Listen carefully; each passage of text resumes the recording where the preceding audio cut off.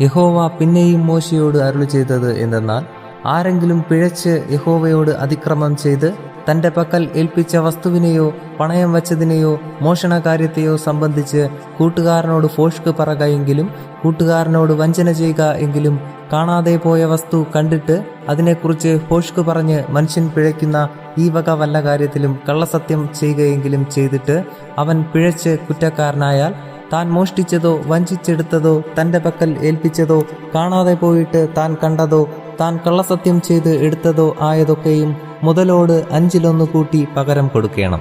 അകൃത്യയാഗം കഴിക്കുന്ന നാളിൽ അവൻ അത് ഉടമസ്ഥന് കൊടുക്കണം. അകൃത്യയാഗത്തിനായിട്ട് അവൻ നിന്റെ മതിപ്പ് പോലെ ഊനമില്ലാത്ത ഒരു ആട്ടുകൊറ്റനെ യഹോവയ്ക്ക് അകൃത്യയാഗമായി പുരോഹിതന്റെ അടുക്കൽ കൊണ്ടുവരേണം. പുരോഹിതൻ യഹോവയുടെ സന്നിധിയിൽ അവനു വേണ്ടി പ്രായശ്ചിത്തം കഴിക്കണം. എന്നാൽ അവൻ അകൃത്യമായി ചെയ്തതൊക്കെയും അവനോട് ക്ഷമിക്കും. യഹോവ പിന്നെയും മോശെയോട് അരുളി ചെയ്തത്, നീ അഹറോനോടും പുത്രന്മാരോടും കൽപ്പിക്കേണ്ടത് എന്തെന്നാൽ, ഹോമയാഗത്തിന്റെ പ്രമാണമാവിത്. ഹോമയാഗം രാത്രി മുഴുവനും ഉഷസ്സുവരെ യാഗപീഠത്തിന്മേലുള്ള വിറകിന്മേൽ ഇരിക്കുകയും യാഗപീഠത്തിലെ തീ അതിനാൽ കത്തിക്കൊണ്ടിരിക്കുകയും വേണം. പുരോഹിതൻ പഞ്ഞുനൂൽ കൊണ്ടുള്ള അങ്കി ധരിച്ച് പഞ്ഞുനൂൽ കൊണ്ടുള്ള കാൽച്ചട്ടയാൽ തന്റെ നഗ്നത മറച്ചുകൊണ്ട് യാഗപീഠത്തിന്മേൽ ഹോമയാഗം ദഹിച്ചുണ്ടായ വെണ്ണീർ എടുത്ത് യാഗപീഠത്തിന്റെ ഒരു വശത്ത് ഇടേണം. അവൻ വസ്ത്രം മാറി വേറെ വസ്ത്രം ധരിച്ച് പാളയത്തിന് പുറത്ത് വെടിപ്പുള്ള ഒരു സ്ഥലത്ത് വെണ്ണീർ കൊണ്ടുപോകണം. യാഗപീഠത്തിൽ തീ കെട്ടുപോകാതെ കത്തിക്കൊണ്ടിരിക്കണം.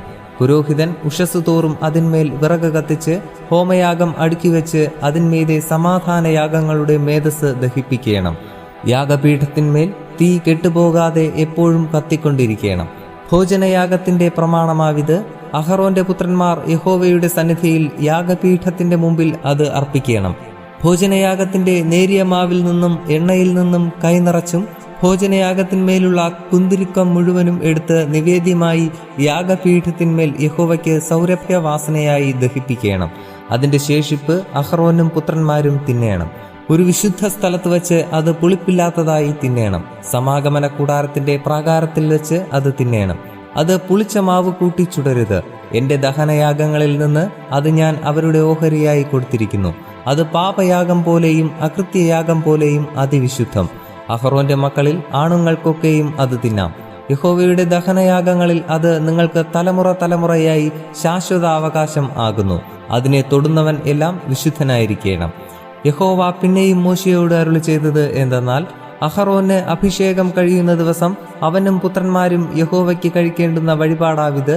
ഒരു ഇടങ്ങഴി നേരിയ മാവിൽ പാതി രാവിലെയും പാതി വൈകുന്നേരവും നിരന്തര ഭോജനയാഗമായി അർപ്പിക്കണം. അത് എണ്ണ ചേർത്ത് ചട്ടിയിൽ ചുടയണം. അത് കുതിർത്ത് കൊണ്ടുവരേണം. ചുട്ട കഷ്ണങ്ങൾ ഭോജനയാഗമായി യഹോവയ്ക്ക് സൗരഭ്യവാസനയായി അർപ്പിക്കണം.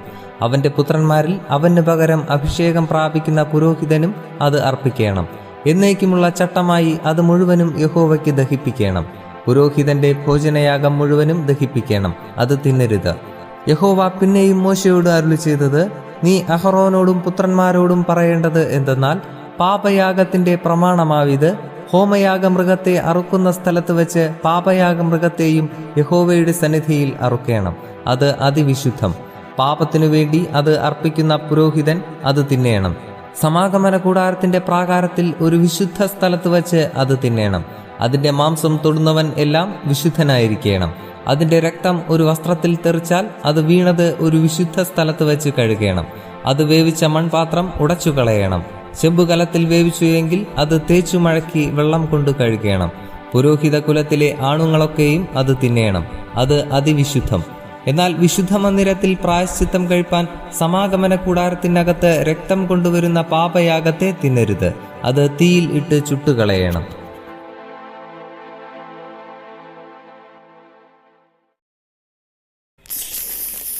ഇത്രയുമാണ് നമ്മുടെ ഈ ആഴ്ചത്തെ അധ്യായം. ഇത് നിങ്ങളുടെ ജീവിതത്തിൽ വളരെയധികം പ്രവർത്തിക്കട്ടെ, അനുഗ്രഹമാകട്ടെ എന്ന് പ്രാർത്ഥനയോടെ ആശംസിക്കുന്നു. ദൈവം ഒരാഴ്ച കൂടി നമ്മുടെ ജീവിതത്തിൽ അനുവദിച്ചു തരികയാണെങ്കിൽ അടുത്ത അധ്യായത്തിൽ നമുക്ക് വീണ്ടും കണ്ടുമുട്ടാം. അതുവരെ ദൈവകൃപ നമ്മോടുകൂടെ ഉണ്ടായിരിക്കുമാറാകട്ടെ. ആമേൻ. നിങ്ങൾ ആദ്യമായാണ് ഈ ചാനൽ കാണുന്നതെങ്കിൽ ദയവായി ശ്രദ്ധിക്കുക. ബൈബിൾ ആദ്യം മുതൽ അവസാനം വരെ വായിക്കുന്ന ഒരു പ്രോഗ്രാമാണിത്. താല്പര്യമുണ്ടെങ്കിൽ നിങ്ങൾക്കും ദിവസത്തിൽ ആകെ 5 മിനിറ്റ് മാത്രം ചിലവാക്കിക്കൊണ്ട് ഇതിൽ പങ്കാളികളാകാം. ഒരുപക്ഷെ ഇത് നിങ്ങൾക്ക് വേണ്ടി കൂടിയുള്ള ഒരു പ്രോഗ്രാം ആയിരിക്കാം. ഇതിൽ പങ്കെടുക്കുവാൻ ആഗ്രഹമുണ്ടെങ്കിൽ ഈ ചാനൽ സബ്സ്ക്രൈബ് ചെയ്യുക. പ്രത്യേകിച്ച് നിങ്ങളുടെ സുഹൃത്തുക്കൾക്ക് ആർക്കെങ്കിലും ഇത് ഉപകാരപ്പെടും എന്ന് നിങ്ങൾ കരുതുന്നുണ്ടെങ്കിൽ അവർക്കും ഇത് ഷെയർ ചെയ്യുക. ഒരുപക്ഷെ അതുവഴി നിങ്ങൾ അവരുടെ ജീവിതത്തിൽ ഒരു അനുഗ്രഹത്തിന് കാരണമാകാം. ആദ്യം മുതൽ തന്നെ ബൈബിൾ വായിച്ചു തുടങ്ങുന്നതിനായി ഒരു ലിങ്ക് ഞങ്ങൾ ഡിസ്ക്രിപ്ഷനിൽ കൊടുക്കുകയാണ്. അതുവഴി നിങ്ങൾക്ക് ബൈബിൾ ആദ്യം മുതൽക്കേ വായിക്കുവാൻ സാധിക്കും. ഇനിയുള്ള വചനങ്ങൾ അപ്ലോഡ് ചെയ്ത ഉടനെ തന്നെ അറിയുവാനായി ബെൽ ഐക്കൺ പ്രസ് ചെയ്യുക. ഇതിലൂടെ ദൈവത്തെക്കുറിച്ച് കൂടുതൽ അറിയുവാൻ, ദൈവത്തിൻ്റെ അനുഗ്രഹം കൂടുതലായി അനുഭവിക്കുവാൻ നമുക്ക് കഴിയട്ടെ എന്ന പ്രാർത്ഥനയോടെ നന്ദി, നമസ്കാരം.